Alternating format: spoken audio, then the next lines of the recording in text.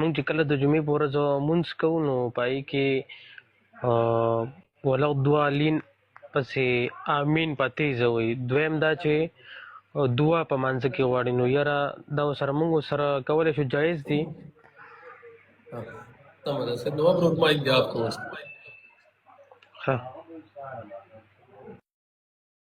سید نواب ورور وویل چې موږ یو ملک کې پاتې کېږو، دلته ځینې خلک دي چې هغې په مانځه کې امین په تیزوي او د هغې سره په بعضې منځونو کې دعاګانې غواړي.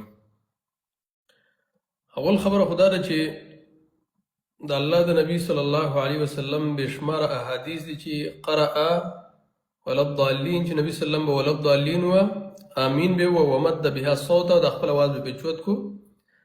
او د ځینې احادیثو نه معلومیږي وان المسجد للجه، د جومات به داسې اوازونه وکړه ګنجاره به وکړو.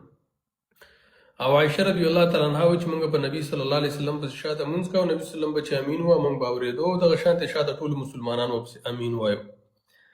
نو امین په تیزه په احادیثو کې راغلی، بالکل ورسره ویلی شي که مشکل نه پیدا کوي. سمه ده.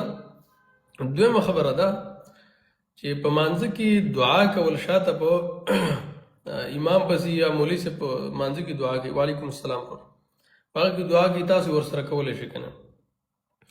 یو دعای قنوت ده، یو د عرب کې قنوت نازله.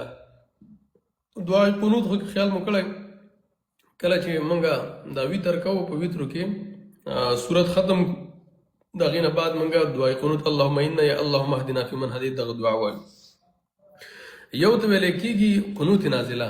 قنوت نازله اکثر داسې که نه چې کله د مونځ د اخرنی رکعت شي، د سهار په مانځه کې لکه نبي صلی الله علیه وسلم به کولی، یا په بل مونځ کې نو د رکوع نه بعد چې کله امام صاحب راوچت شي لاس چوت کړي، په دغه وخت کې دعا کوي، او شاته مسلمانان یې ورسره کوي دغه دعا.